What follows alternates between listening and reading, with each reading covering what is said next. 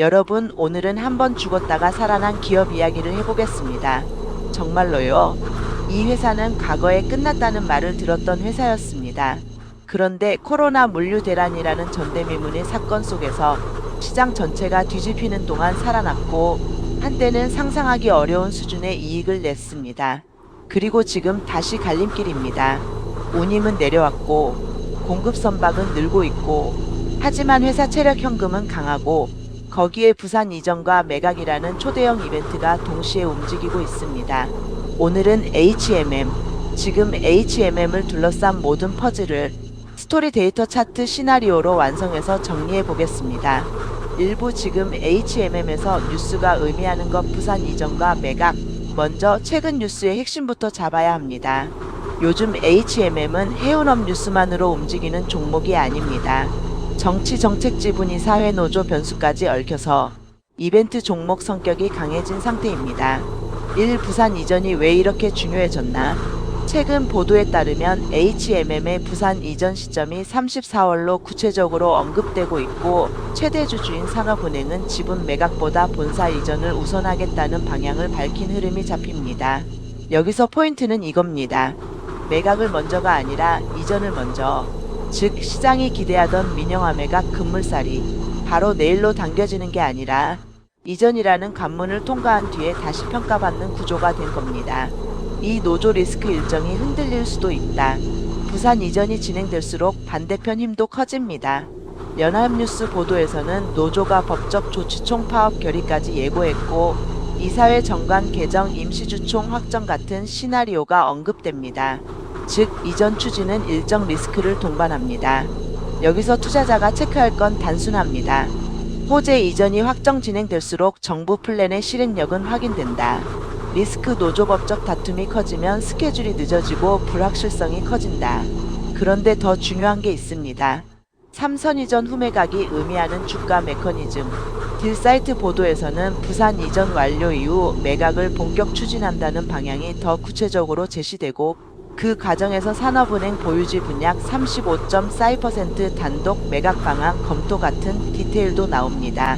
또한 해당 보도에는 종가 22,300원 기준 시총 약 21조, 산은해진공 보유 지분 가치 합산 약 14조 8천억 원 수준이라는 숫자까지 언급됩니다.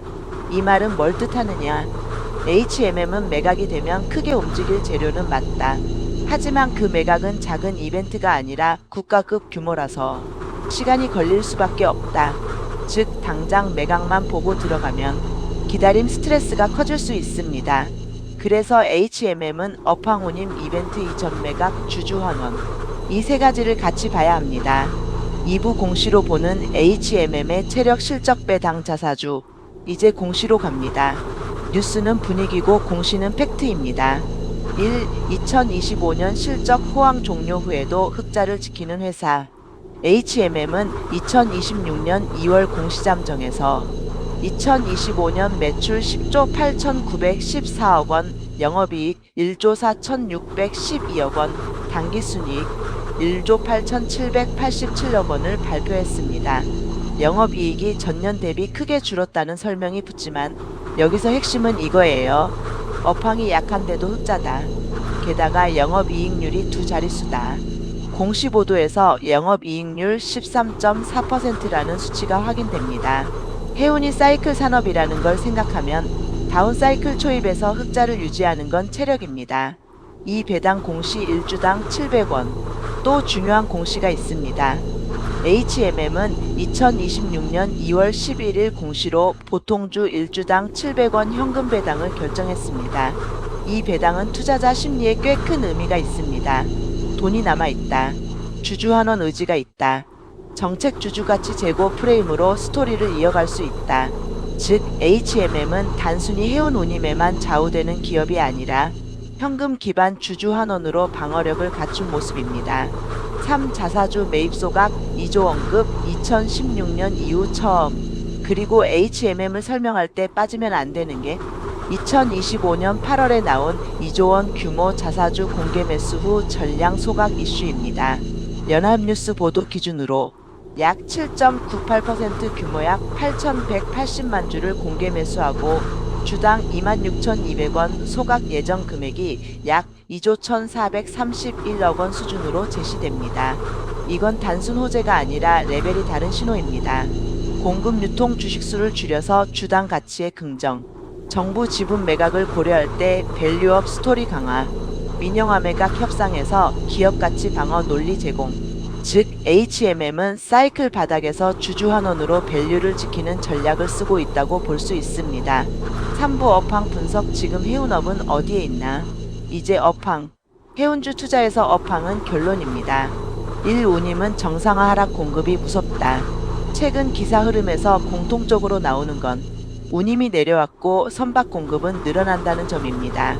일부 보도에서는 SCFI가 최근 약 1250 수준까지 내려왔고 1년 사이 하락폭이 꽤 컸다는 언급이 나옵니다. 또 다른 관점으로는 2026년 수요 증가율보다 공급 증가율이 높은 공급 과잉 구조가 계속 부담이라는 분석도 나옵니다. 이 구간에서 해운주는 보통 어떻게 움직이냐? 운임 하락 실적 감소 밸류에이션 축소, 대신 바닥 기대와 이벤트로 버팀. 그래서 지금 HMM은 업황만 보면 약세, 이벤트 환원만 보면 재평가, 이렇게 두 얼굴을 가지고 있습니다. 이 지정학 리스크는 양날의 검. 전쟁 분쟁이 해운에 미치는 영향은 단순하지 않습니다. 수요가 죽으면 악재, 하지만 항로가 길어지고 선복이 묶이면 운임 상승 요인이 되기도 합니다. 즉 지정학은 HMM의 리스크이면서도 단기 모멘텀이 됩니다. 4부 HMM 차트 심층 분석. 사이클 종목의 전형적인 바닥 패턴. 이제 차트입니다. 차트 분석은 미래를 예언하는 게 아니라 시장 참여자들이 어떤 가격대에서 싸우는지를 보는 겁니다. HMM 차트를 큰 틀로 보면 전형적인 해운 사이클입니다. 슈퍼 사이클 때 급등, 운임 정상화 때 급락, 이후 긴 시간 횡보 박스권. 여기서 심층 포인트를 잡아볼게요. 1박스권은 지루한 시간이 아니라 큰 돈이 포지션 만드는 시간일 수 있다. 대형 사이클 종목은 급등 이후 급락이 오면 끝나는 게 아니라 오히려 긴 시간 바닥을 다지는 구간이 나옵니다. 그 구간에서 특징이 있습니다. 악재 뉴스가 나와도 이상하게 덜 빠진다.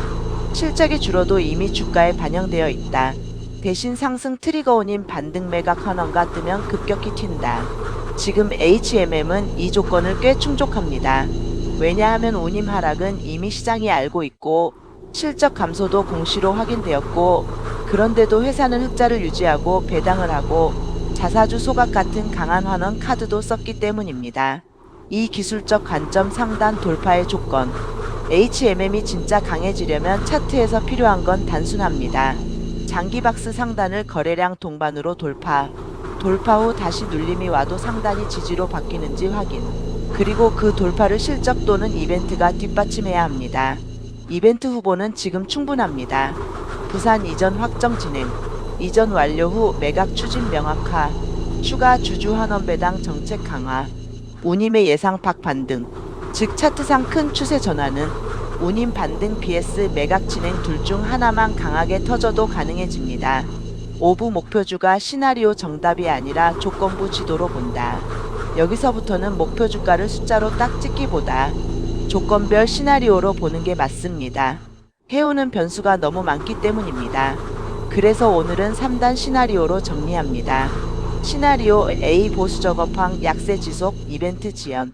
조건 SCFI 운임 약세 지속, 선복 과잉이 해소되지 않음, 부산 이전 매각도 일정이 늘어짐 노조 정치 이슈.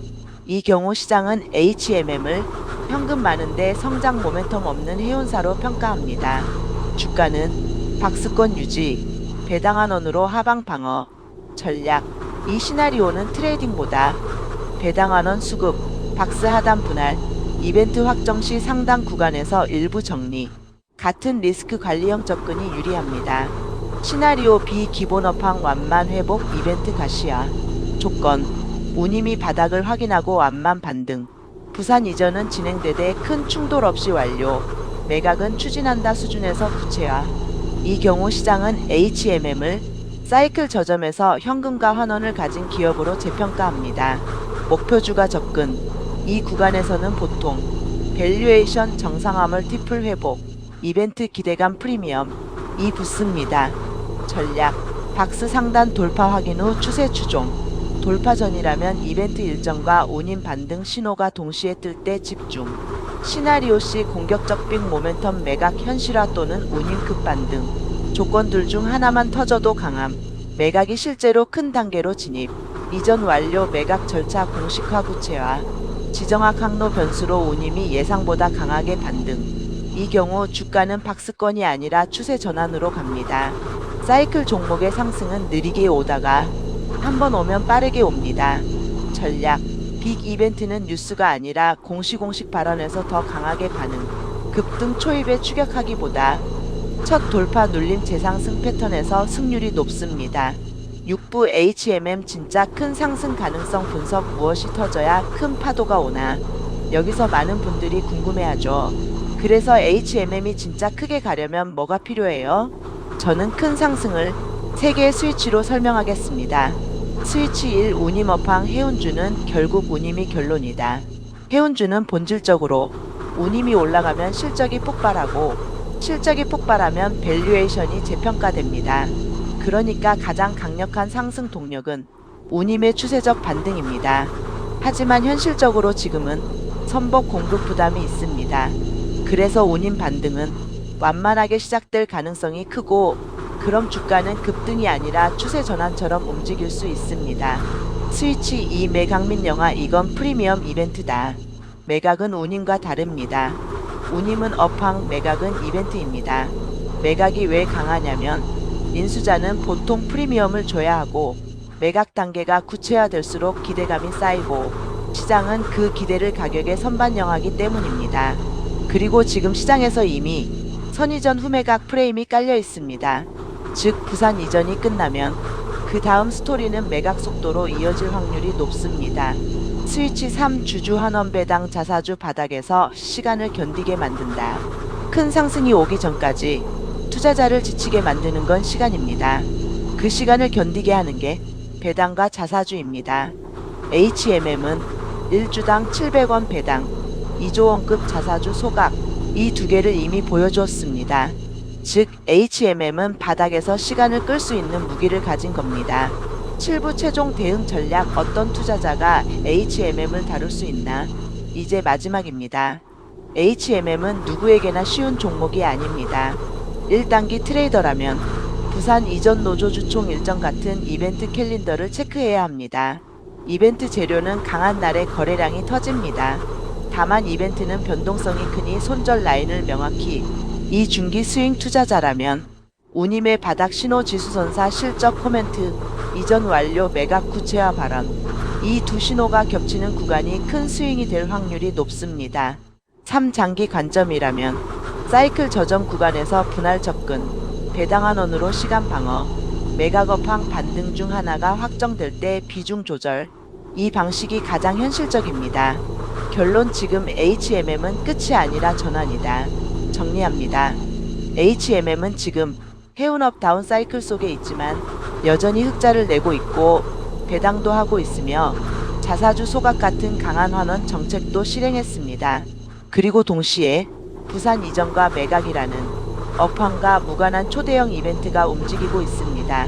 그래서 지금 HMM은 호황 끝이 아니라 전환 구간입니다. 큰 상승이 가능하냐? 가능합니다. 하지만 그 큰 상승은 아무 이유 없이 오지 않습니다. 운임의 반등, 매각의 구체화, 이벤트의 현실화 이 중 하나가 확실하게 점화돼야 차트는 박스를 벗어나 추세로 넘어갑니다.